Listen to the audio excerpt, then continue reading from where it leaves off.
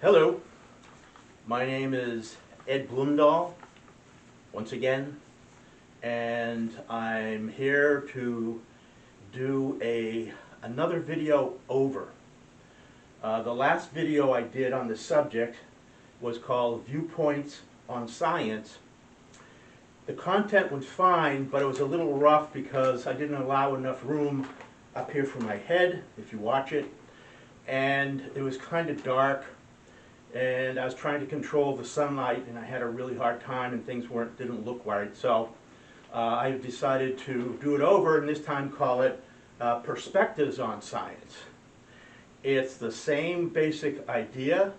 The ideas presented are similar, but I do have a couple of additions, ideas, thoughts, comments that I have because I read the appendix of a book that I'd read some time ago, but I never finished the appendix.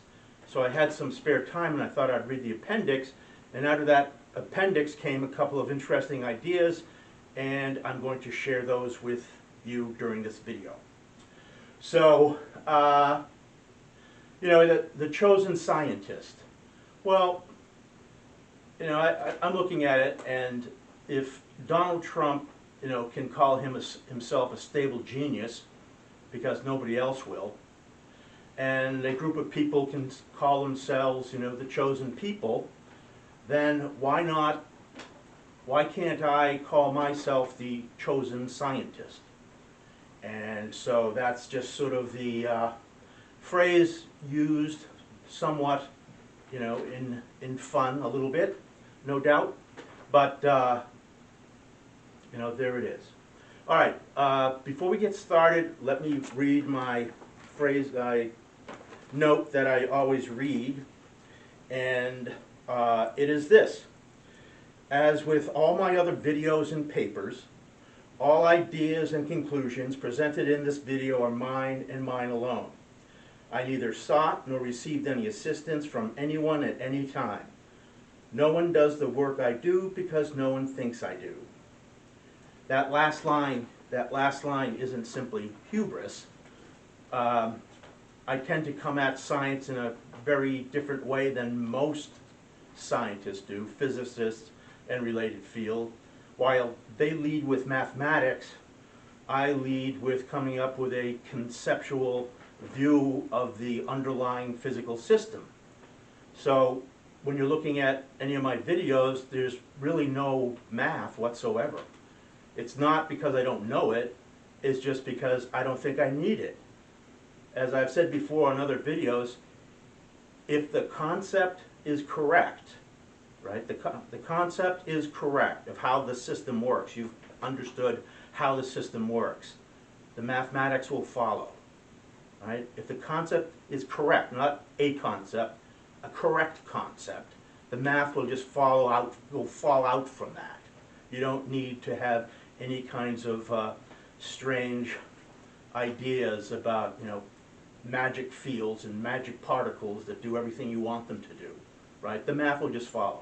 There's nothing that I present in any of my videos that if you've, basically up to date with mathematics or even 150 years ago or 100 years ago, then you'll understand it fine. You can work it out. I can too. I say the the whiteboard for the conceptual viewpoint. Basically, anyone can do the math once you understand it. So, all right. So that's the way it is. Now, one thing let me start. Oh, I forgot my little pointer, but I guess that's okay. It's green anyway. If you look over to your left, by the way, that MSTA is sort of a takeoff on MAGA, but it's Make Science Truthful Again. My little statement. So if you look over here, you have a glass of water and you have light coming in, right? And then what's going to happen? Well, we know that the white light is going to refract in water, right? And that's what I'm showing over there, right? Light refracts into the water. If photons, light, right, did not have mass, that would never happen. What would happen is that it would just continue on its path right through, right? Why would, if it's massless, I mean, it's like you can go through anything, right? So it wouldn't actually refract, it would just pass through.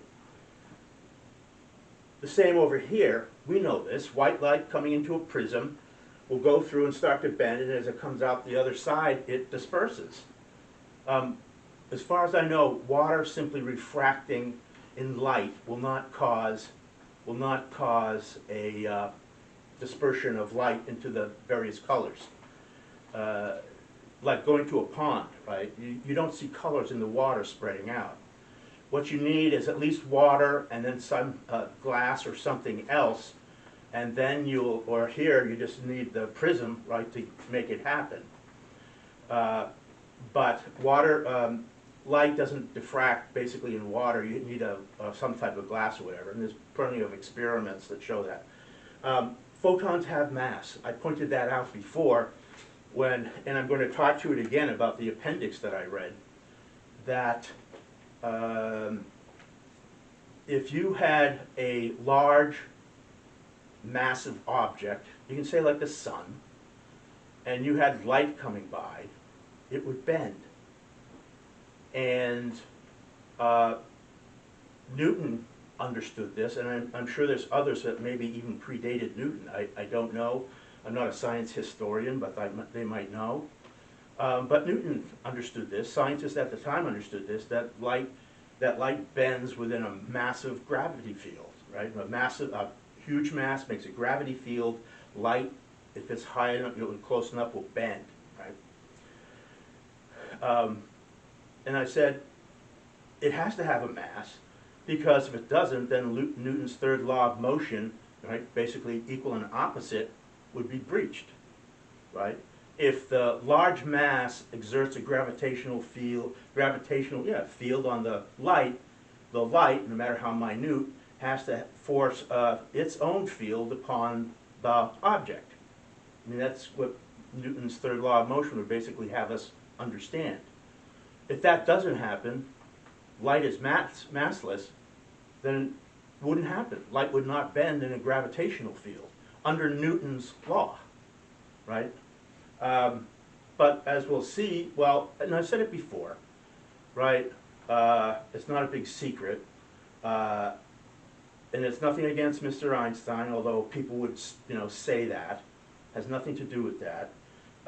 Both his special theory of relativity, all aspects of it, and his general theory of relativity, all aspects of it, have nothing to do with reality. They're interesting, perhaps, and if you want to do some math, they're fun, but they have nothing to do with reality. So anyway, more on that later. So this is where I want us to leave off. Photons have mass, right? It has to have mass. Otherwise, you'd never see the phenomenon as you do. All right, so let's get on to another thing.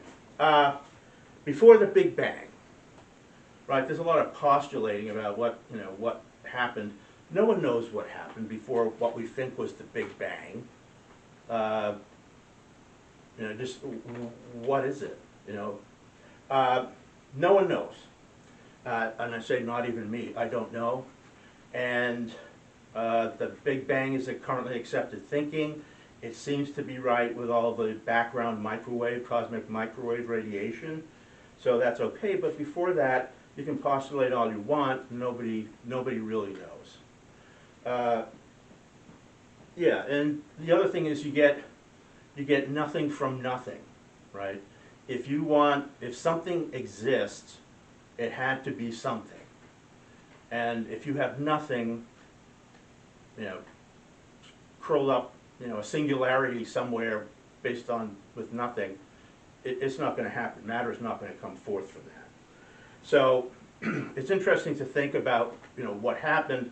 I have some other views, and I'm going to share, or at least one other view, and I'm going to share that with you, at least to think about, something to think about. So before the Big Bang, it's kind of like a clean slate. Nobody really knows how it got there, what's going on. I have my own ideas, okay?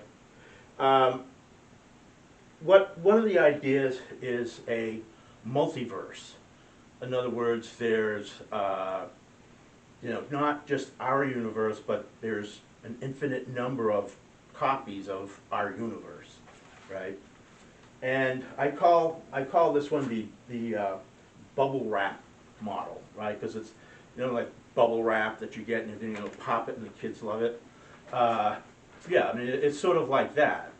The problem with a multiverse is that if space is infinite, and I know that's hard for us to understand, if you have infinity times infinity, it's going to give you infinity. Infinity plus infinity equals infinity. So there's nothing to gain by having a multi-universe if ours is indeed infinite, which I think, as you'll see later, I think that's a valid idea. So, so a multiverse is, it's an idea, but I don't really see why it would happen. Singularity. Oh yes, a singularity. No geometrical space is taken up. Infinite mass, infinite heat, infinitely wrong, probably. And I sort of put a Venus on a half shell. If anybody, there's a painting by Botticelli. He was like a 16th century Italian painter, and he painted something called The Birth of Venus. But he has Venus arriving on like the bottom of a clamshell or something. And so people have sort of derided it by calling it Venus on the half shell.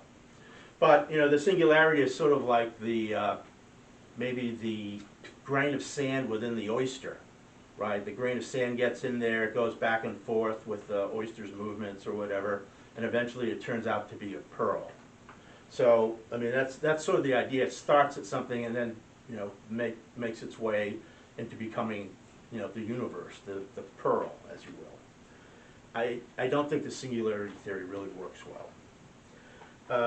Mostly because it has no geometrical space, although I think some people are saying that it does. Many dimensions, yes.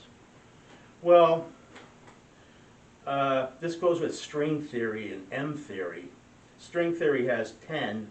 It has the 3 geometric space, X, Y, and Z axis, or 3 dimension. That exists.